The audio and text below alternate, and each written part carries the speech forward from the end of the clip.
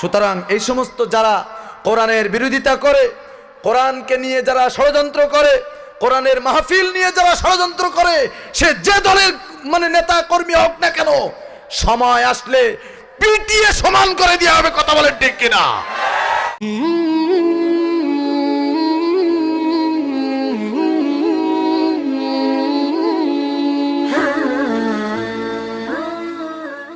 প্রিয় ভাই এবং বন্ধুগণ, এই মুহূর্তে যে কিতাব থেকে, যে কোরআন থেকে আলোচনা করতে যাচ্ছি, একটু মুসলমানের বাচ্চার মতো আওয়াজ দিয়ে বলতে হবে, এ কোরআন কার? আবারও বলতে হবে, এ কোরআন কার?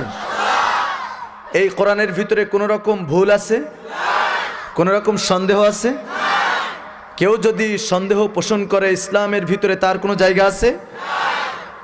প্রিয় ভাই এবং বন্ধুগণ, এখানে আমরা বিভিন্ন শ্রেণী পেশার মানুষ এসেছি।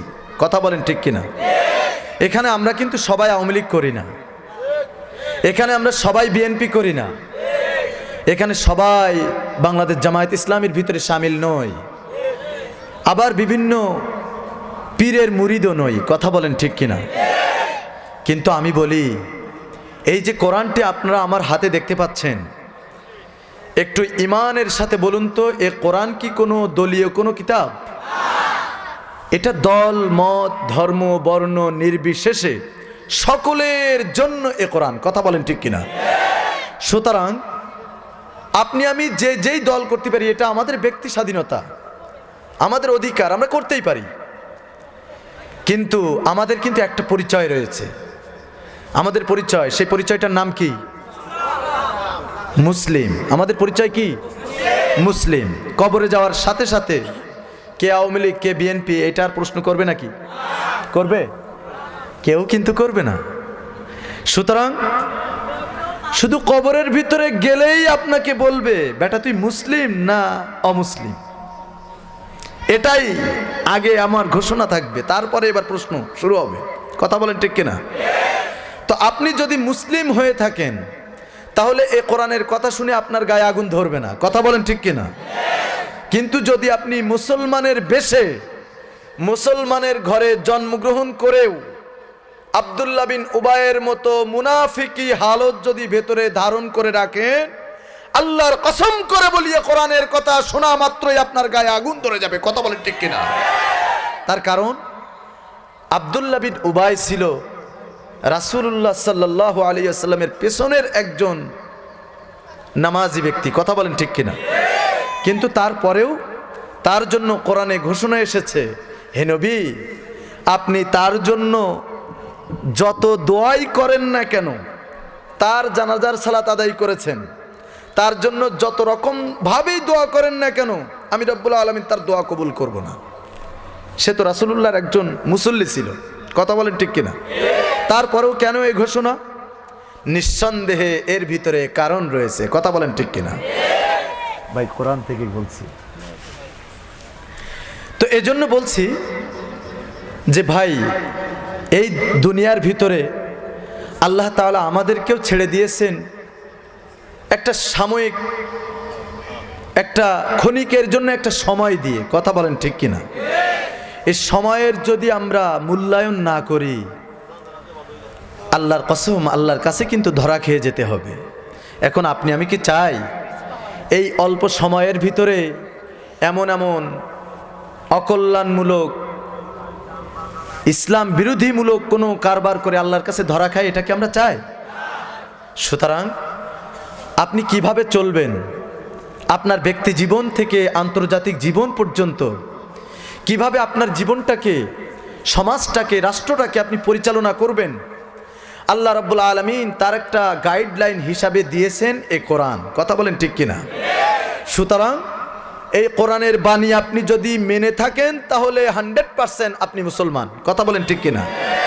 আর যদি শুধু সুবিধাবাদী মতন, যেদিকে পানি পড়ে সেদিকেই ছাতা ধরে, সুবিধাবাদী অর্থাৎ যেদিকে যে কোরআনের আয়াতগুলো আপনার পক্ষে সাপোর্ট যাচ্ছে, পক্ষে যাচ্ছে, সেগুলোকে আপনি গ্রহণ করলেন, আর যেগুলো আপনার বিপক্ষে যাচ্ছে, আপনার দলের বিপক্ষে চলে যাচ্ছে, আপনি যদি ওগুলো ফেলে দেন, আল্লাহ তাআলা বলতেছেন আফাতুমিনুনা বিবাদিল কিতাব ওয়া তাকফুরুনা বিবাদ। কোরআনের কিছু অংশ মানবে আর কিছু অংশ মানবে না। তোমার মতন বেয়াদবের আমার কোনো দরকার নাই, কথা বলেন ঠিক কিনা? সুতরাং কোরআন মানতে হলে, ইসলাম মানতে হলে আপনাকে পূর্ণাঙ্গ রূপে এ কোরআন ইসলাম মানতে হবে। রাজি আছি মুসলিম? কারা কারা পূর্ণাঙ্গ ইসলামের ভিতরে থাকতে চায়? কারা কারা পূর্ণাঙ্গভাবে কোরআন মানতে চায়? একটু দু হাত তুলে আল্লাহ তাআলাকে দেখাই দেয়।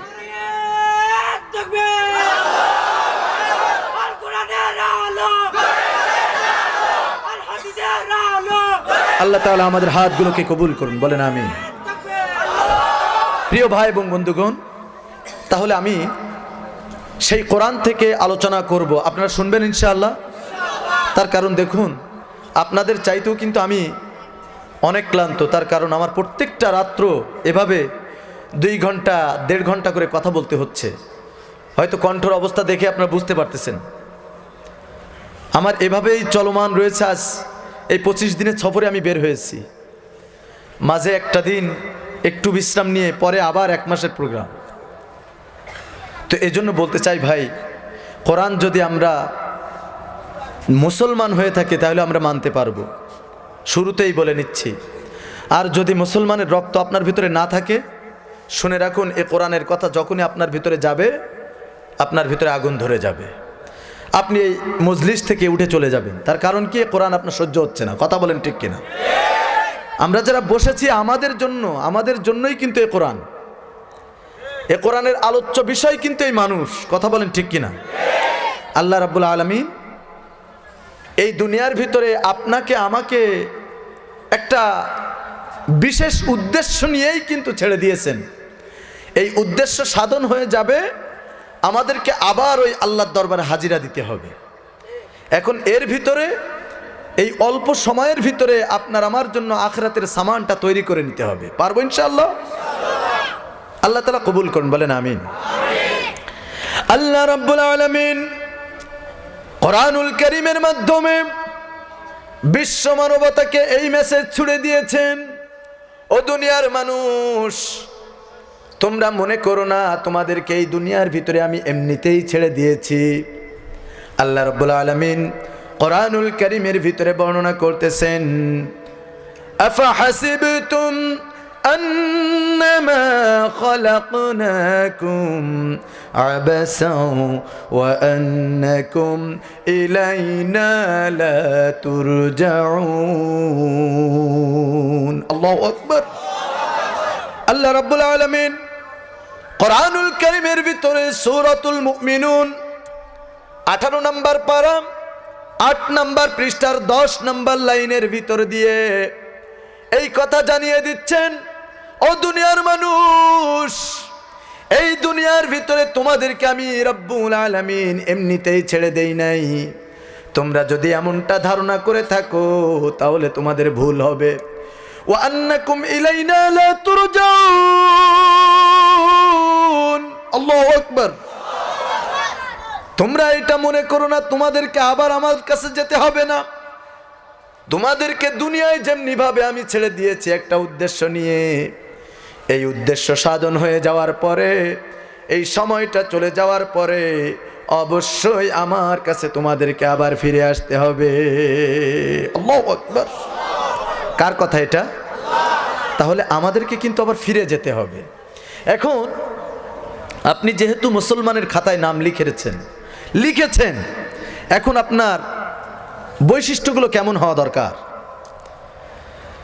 আপনি শুধু নামমাত্র মুসলমান থাকবেন, নাকি মুসলমানের কিছু বৈশিষ্ট্য, কারা প্রকৃত মুসলিম, কারা প্রকৃত মুমিন, এগুলো আমাদের জানতে হবে। আর এই বৈশিষ্ট্য নিয়ে যদি আমরা আল্লাহর কাছে যেতে পারি, আল্লাহ রাব্বুল আলামিন আমাদের জন্য রেখেছেন নিয়ামত ভরা জান্নাত, বলুন না সুবহানাল্লাহ। আর যদি এই বৈশিষ্ট্যগুলো আমাদের ভিতরে না থাকে, দাড়ি, টুপি, পাগড়ি, লম্বা জামা সব কিছু রয়েছে, ভেতরটা একবারে টাটকা মুনাফিকি দিয়ে ভরা, কথা বলেন ঠিক কিনা? এরকম মুসলমান আছে না নাই? এরকম মুসলমান আছে না নাই? তো আপনার এই মুসলমানিত্বের কোনো দাম আছে নাকি? দাম আছে?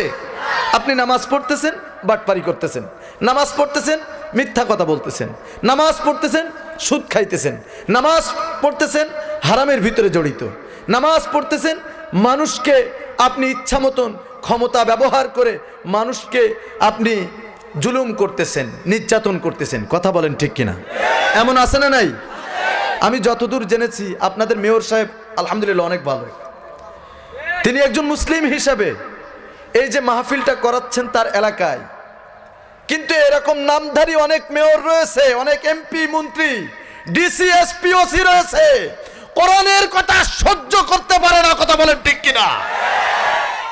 কিন্তু সেক্ষেত্রে আমি বলবো আমার সম্মানিত মেয়র মহোদয় অনেক ভালো, কোরআনকে ভালোবেসেছেন, এই জন্যই এই কোরআনের মাহফিল তার দ্বারা সংগঠিত হচ্ছে। কথা বলেন ঠিক কিনা?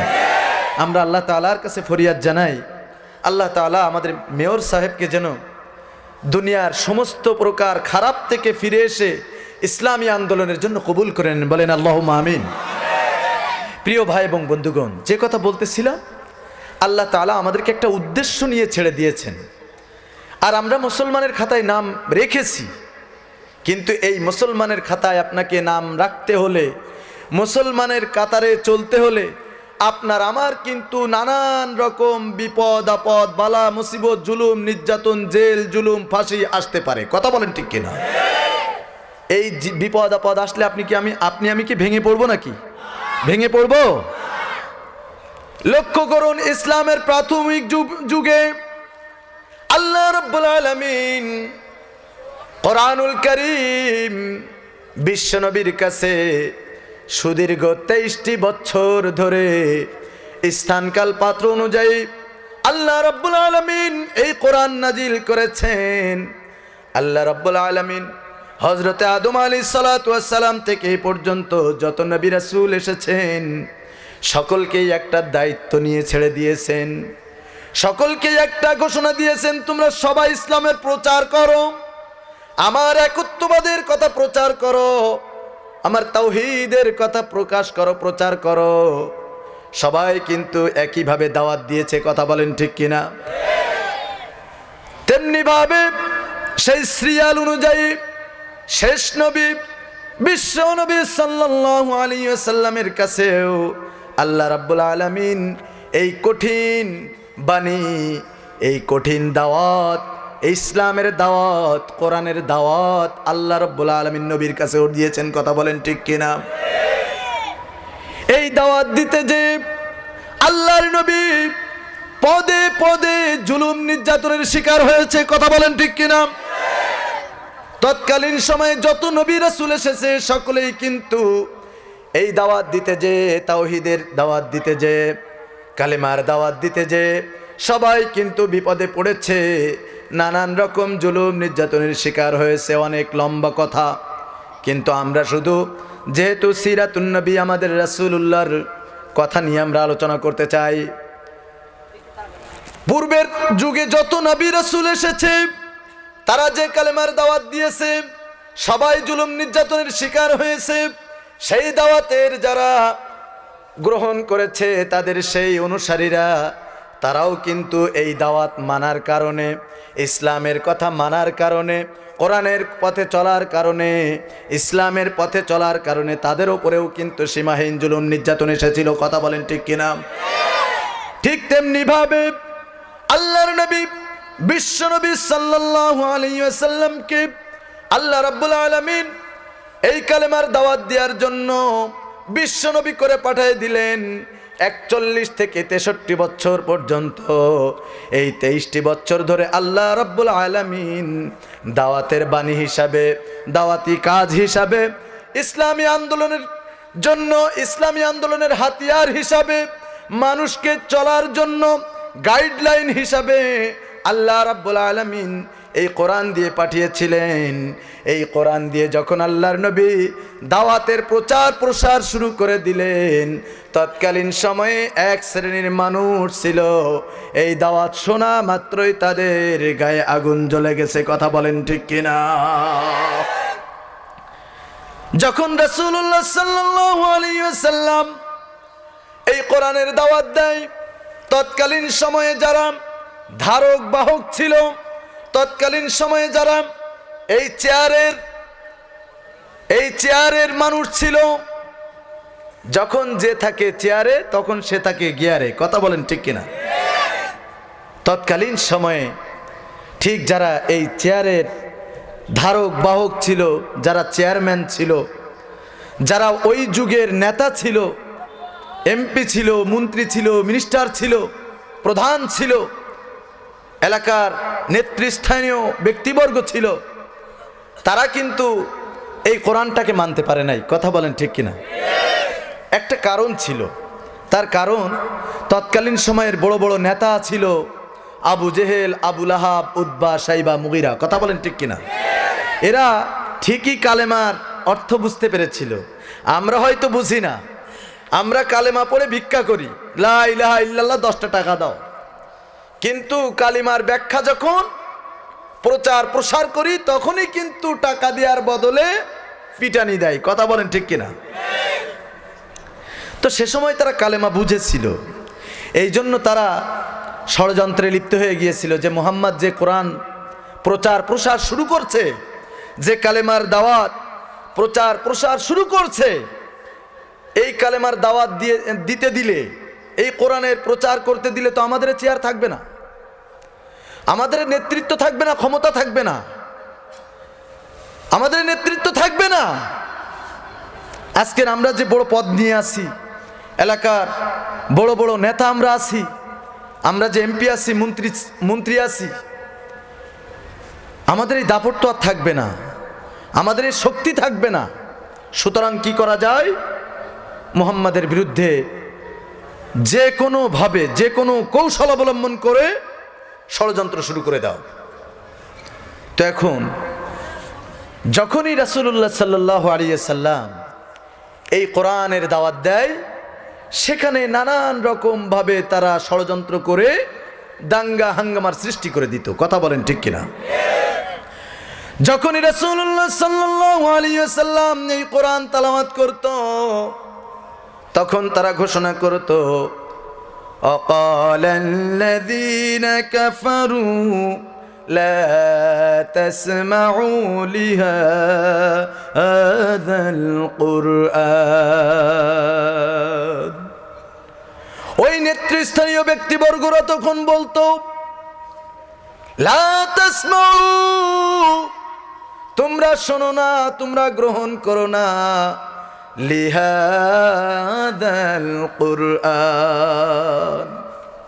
মুহাম্মদ যে কোরআন প্রচার করতেছে, মুহাম্মদ যে কোরআনের কথা বলতেছে, এই কোরআনের কথাগুলো তোমরা শ্রবণ করো না। কার কথা এটা? আল্লাহর কোরআনের কথা। কোথায় রয়েছে? সূরাতু হামিম সাজদা আয়াত নাম্বার 26, মনে থাকবে? সূরাতু হামিম সাজদা আয়াত নাম্বার 26। এই আয়াত দিয়ে আমি আজকের কিছু কথা বলেই মূল আলোচনার ভিতরে চলে যাব। আল্লাহ রাব্বুল আলামিন তাদের সেই কথাগুলো এই আয়াতের মাধ্যমে তুলে ধরেছেন। আবু জেহেল, আবু লাহাব, উতবা, সাইবা, মুগিরারা কিভাবে কোরআনের বিরোধিতা করেছিল, মানুষদেরকে কোরআন থেকে দূরে রাখত, কোরআনের ময়দানে কিভাবে দাঙ্গা হাঙ্গামা সৃষ্টি করত, কোরআনের প্রচার কিভাবে বন্ধ করে দিত, কিভাবে তারা ষড়যন্ত্র করত। আল্লাহ রাব্বুল আলামিন তাদের সেই কৌশলগুলো এই কোরআনের ভিতরে কোট করে রেখেছেন। তার কারণ আবু জেহেল, আবু লাহাব হয়তো এই সময় নাই, কিন্তু তাদের সেই উত্তরসূরি, তাদের সেই রক্ত এখন বর্তমান সময়ের ভিতরেও কিছু নামদারি মানুষের ভেতরে আছে না নাই? কিয়ামত পর্যন্ত থাকবে কোরআনের বিরোধী কিছু মানুষ। আল্লাহ রাব্বুল আলামিন এই সমস্ত মানুষের কথা, তাদের কথা অ্যাডজাস্ট করার জন্য, মানুষকে বোঝানোর জন্য সব কিছু আল্লাহ তাআলা এই কোরআনের ভিতরে কোট করে রেখেছেন। বলেন সুবহানাল্লাহ। আল্লাহ রাব্বুল আলামিন বলতেছেন, তারা যেমনি ভাবে কোরআন প্রচার বন্ধ করে দিত, কোরআন শোনা বন্ধ করে দিত, সেই কথাগুলো আল্লাহ রাব্বুল আলামিন কোরআনের ভিতরে বলেছেন। وقال الذين كفروا لا تسمعوا لهذا القرآن ওয়ালগাউ ফীহি লাআল্লাকুম তাগলিবুন। আল্লাহু আকবার। কাফেরেরা বলতো যখন মুহাম্মদ কোরআন প্রচার করত, কালিমার দাওয়াত দিত, কোরআনের এরকম মজলিস হতো, কাফেরেরা তাদের লোকদেরকে, তাদের অনুসারীদেরকে, তাদের চামচাদেরকে, তাদের কর্মীদেরকে বলতো তোমরা এই কোরআন শ্রবণ করো না। নাউজুবিল্লাহ। কোরআন কার বাণী ভাই? এখন আপনার ভেতরে যদি মুসলমানের রক্ত থাকে, এই কথা কি কখনো আপনি মানতে পারবেন? মানতে পারবেন? কিন্তু আছে, তৎকালীন সময়ে যেরকম কিছু সুবিধাবাদী মানুষ ছিল, সুবিধাভোগী কিছু মানুষ ছিল, এখনো সাময়িক কিছু ফায়দা লোটার জন্য, একটা পদ পাওয়ার জন্য প্রধান যারা রয়েছে, আমাদের মেয়র সাহেব রয়েছেন, এদের বাহবা পাওয়ার জন্য ইসলামের বিরুদ্ধে ষড়যন্ত্র করতে এই সমস্ত বেঈমানগুলো দ্বিধাবোধ করে না। কথা বলুন ঠিক কিনা? কোরআনের কথা যখন প্রচার হতো তখন তারা বলতো এ কোরআন শুনো না, আর তারা বলতো তোমরা এই কোরআনের ভিতরে দাঙ্গা হাঙ্গামা হট্টগোল বাঁধিয়ে দেবে। ওয়ালগাউ ফীহি লাআল্লাকুম তাগলিবুন। যখন তা শোনানো হবে, যখন মুহাম্মদ কোরআনের কথা প্রচার করবে, শোনাবে, তখন তোমাদের কাজ হবে তোমরা এই কোরআনের প্রচারের ভিতরে, কোরআনের এই ময়দানে, কোরআনের এই মজলিসে তোমরা হট্টগোল বাঁধিয়ে দিবে। ও আমার ভাইয়েরা, এবার আমার দেশে, আমার সময়ে এবার আমি বলতে চাই, কোরআনের কথা বিভিন্নভাবে বন্ধ করার জন্য কিছু নামধারী শয়তানগুলো সব সময় ষড়যন্ত্র করে আসছে। কথা বলেন ঠিক কিনা? তাহলে এই কোরআনের সাথে বর্তমান সময়ের এই জালেমগুলোর মিল আছে না নাই? মিল আছে না নাই? আবার আমি দেখেছি অনেক জায়গার থানার ওসি হলো হিন্দু, তারপরেও তাদের দ্বারা একটা কোরআনের মাহফিল বন্ধ হয় না। কোরআনের মাহফিলের জন্য অনুমতি চাচ্ছে, দিয়ে দিচ্ছে, ঠিক আছে তোমাদের ধর্ম তোমরা পালন করো, কোনো সমস্যা নাই। কিন্তু মুসলমান নামধারী কিছু বেঈমান রয়েছে, মুনাফিক রয়েছে, যখনই কোরআনের কথার জন্য একটু সংবিধান অনুযায়ী একটু পারমিশন নেওয়ার জন্য, যখন বড়দের কাছে অনুমতি নেওয়া হয়, পারমিশন নেওয়া হয়, তখন এই বেঈমানগুলো আর সহ্য করতে পারে না। কথা বলেন ঠিক কিনা? আল্লাহর কসম করে বলি, কোরআনের সাথে তাদের এই চরিত্র হুবহু মিলে গেল। কথা বলেন ঠিক কিনা? সুতরাং এই সমস্ত যারা কোরআনের বিরোধিতা করে, কোরআনকে নিয়ে যারা ষড়যন্ত্র করে, কোরআনের মাহফিল নিয়ে যারা ষড়যন্ত্র করে, সে যে দলের নেতা কর্মী হোক না কেন, সময় আসলে পিটিয়ে সমান করে দেওয়া হবে। কথা বলেন ঠিক কিনা? আমরা মুসলিম,